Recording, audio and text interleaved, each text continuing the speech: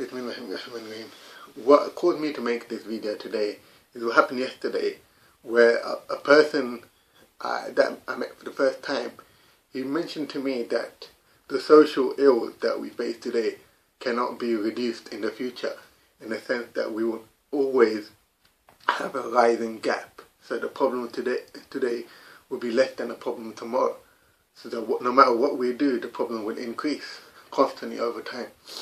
So this I strongly disagree with, and there's a pessimistic mentality, or negative mentality amongst a lot of Muslims, which I don't think is healthy for the community. Firstly, we just need to see the facts. It's not true at all that we're down in this path where this community will always face a downward trend.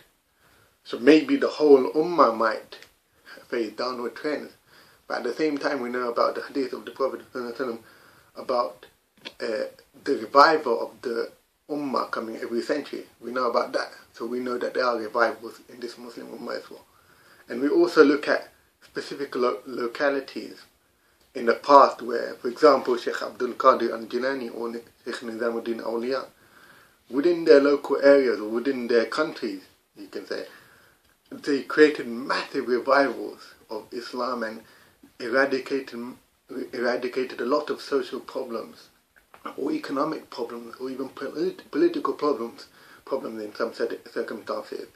So what we had, for example, in Nizamuddin Awliya's time, you had many people repenting, you had a large reduction in haram activities, you had the general atmosphere became a more religious atmosphere and a more peaceful atmosphere, and an atmosphere where there was more prosperity. And when you have peace, and when you have security, and you have people guided by ethical values, then you will have inevitably prosperity, economic prosperity, and prosperity in other senses, including the social and political senses as well. So all these facts, and I can mention many other examples, for example Salahuddin Ayyubi, rahimahullah, where there were revivals, and where you had, in that time, you had a reduction in the social ills. And or even you could say, if there wasn't, or even you could say that there was a reduction in the gap of the social ills between the past and the future. So that just shows that even though we are in quite difficult and you could say dark times right now, there is light, at the end of the tunnel. You can see the light behind me as well. So we have to be optimistic and deal with our situation in a positive way. We need to galvanize the Muslim community in this country towards a positive outlook and make them be convinced that they can make a positive change to our community within this country.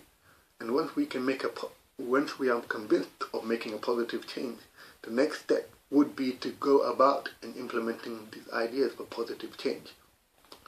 Now my whole series of these videos is trying to understand these ideas and how we could implement them. Education being one of the most important things, I believe, but also social and economic activism being another one. I believe in this case, where we had a sincere person, but he's in a position of leadership, and yet he was making these pessimistic remarks. And I think that such pessimistic remarks should especially not be made by people in leadership.